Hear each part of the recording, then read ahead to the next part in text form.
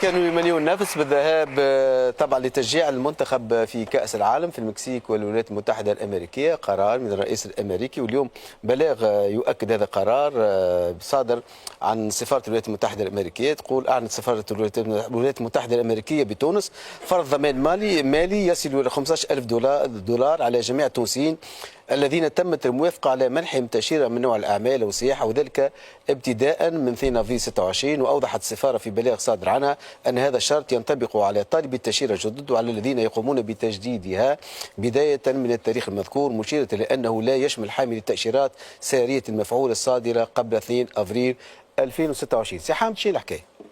قرار عجيب مثل عديد القرارات الأخيرة للإدارة الأمريكية، قرار أبعد ما يكون على الرياضة، هو قرار تجاري بأتم وين الفيفا في هذا الكل؟ وهذا السؤال اللي يطرح أنه أشباه الفيفا ما دخلتش وكيفاش ما تتدخلش، لأنه صراحة أنه تجي ساعة بنا مناسبة أنت تحط تونس في وسط ال50 دولة هذه. شنو هي المعيار وشنو هي المقاييس اللي أدرجت فيهم تونس ضمن ال50 دولة هذم بالذات؟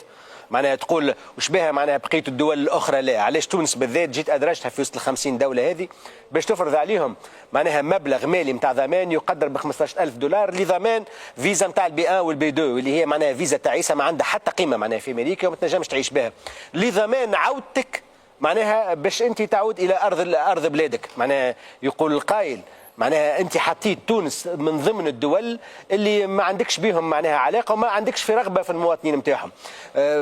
كذلك معناها رديت انه المواطن باش ينجم يمشي باش يتفرج في الماتشوات يلزموا 100,000 دينار، معناها تعرفش معناها 15,000 دينار كضمان، هذوما وحدهم 50,000 دينار نحي مصاريفه اللي مش يعيش بهم غادي اللي تنجم توصل حتى ل 50,000 دينار.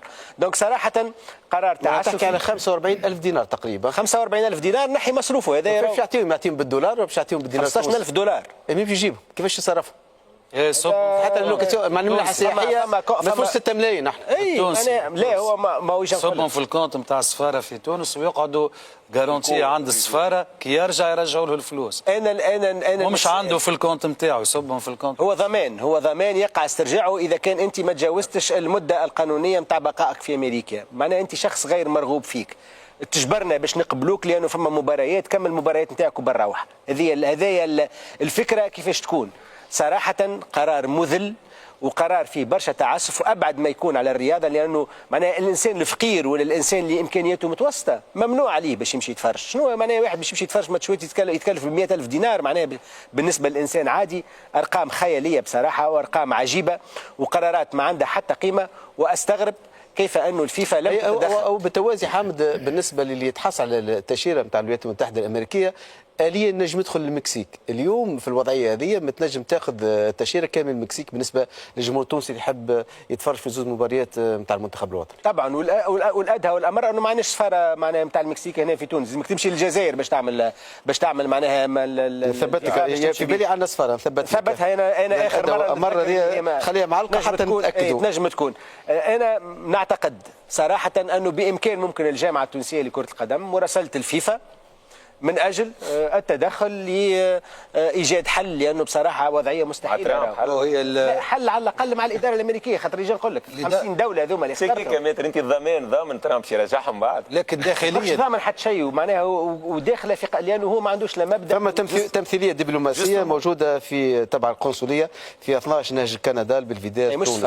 دونك تمثيليه قنصليه تنجم من خلالها يتقدموا اللي نتذكروا انا انه باش يمشي للمكسيك لازم يتنقل ياخذ فيزا من الجزائر. نجم يقول لك راهو هذا شأن داخلي واحنا ضد الهجره هذه السريه نتاع العباد اللي العالم اجمع ما يسالش. هو يقول لك انت اخترت 50 دوله فقط. حتى فيزافي الفيفا ينجم يقول لك شأن داخلي، هذا ما تنجم ما حد شيء شأن داخلي. لا منتصر هنا مش فما كراس شروط تلتزم به الدول المستضيفه لنهائيات كاس العالم. نقول لك علاش يظهر لي كي صارت القرعه نتاع الكوب دي موند في العاده قبل ما تصير القرعه لي فيل اللي بيصيروا فيهم ماتشوات تاع كل بول ديزيني من قبل هكا ولا المره هذه صارت القرعه ومن بعد القرعه قالوا كل بول وين باش تلعب فينا بلاد. لا فما حقوق انسان، شوف فما حقوق دوليه، أول فما مرة عهد تصير دولي هذه. لحقوق الانسان، وفما معناها ديسكريميناسيون.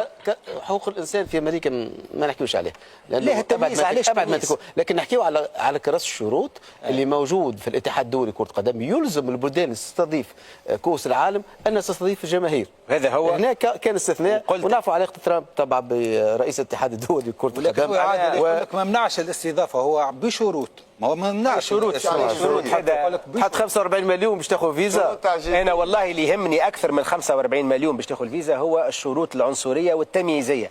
علاش حطيت تونس ضمن 50 دوله هذه بالذات؟ معناها شنو هي المقاييس خاصه في الدفعه الاخيره مع 10 بلدان الاخرى يعني. اي معناها بصراحه ما كانتش موجوده من الاول، بعد زياده وقع اضافتها بطريقه تمييزيه، معناها بصراحه لا تليق بعراقه تونس. على كل حال، وعندنا برشا توانسه موجودين في اوروبا، موجودين في كندا، وشفنا الجماهير التونسيه في كندا تحيه لها اللي حاضره وستكون حاضره بالتاكيد في امريكا وفي المكسيك لمسانده تصوير خرطاج في كاس العالم اللي نتمناوها انه تكون محطه جديده تنقل الكره التونسيه من الادوار الاولى الى الادوار الثانيه اللي استناها سنوات وعقود. السلام عليكم ورحمة الله تعالى وبركاته. متابعينا الكرام، مرحبا بكم مجددا في قناتكم اس اس سبورت. كما كنت شاركت معكم سابقا، فإن إدارة ترامب فرضت على 50 دولة من المواطنين ديالهم إلا بغاو يجيو للولايات المتحدة الأمريكية خاصهم يوضعوا ضمان يقدر ب $15,000 أمريكي. تحطوا ضمان عند السفارة الأمريكية، فاش ترجع لبلادك يردوا لك هذيك الضمانة. بالتالي هنا يعني الشرط صارم على الجماهير التونسية، الجماهير الجزائرية، جماهير السنغالية، جماهير الإيفوارية، وجماهير ديال كاب فيردي. 5 بلدان من إفريقيا المنتخبات ديالهم تأهلت إلى كأس العالم. هاد الخمسة كما قلت لكم هما توانسة، جزائريين، السنغاليين، الإيفواريين، والجماهير القادمه او ديال الكاب فيردي ديال الراس الاخضر.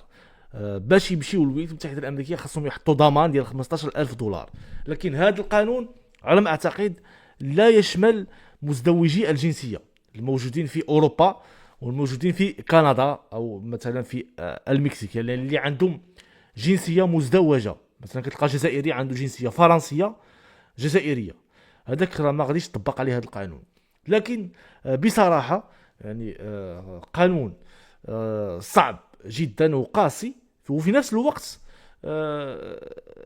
قانون يعني عنده واحد شويه ديال المنطقيه. لان فاش كتشوف الجماهير الجزائريه اشنو كدير في الملاعب، فاش كتشوف الجماهير السنغاليه اشنو كدير في الملاعب، تفرض عليهم ماشي غير $15,000، تفرض عليهم $200,000. وحتى مزدوجي الجنسيه، لو كنت انا مكان ترامب حتى مزدوجي الجنسيه نفرض عليهم هاد الشروط.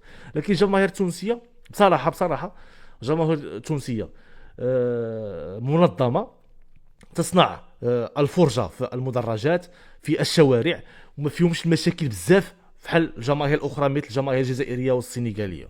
هذه شهاده لاني حضرت معهم بزاف، حضرت معهم العديد من التظاهرات العالميه والاقليميه الجماهير التونسيه، وابرز دليل على ذلك فاش جاو هنا المغرب شفنا كيفاش شجعوا، كيفاش تفرجوا وصفقوا، وفاش خسروا مشاو في حالهم وشكروا المغرب.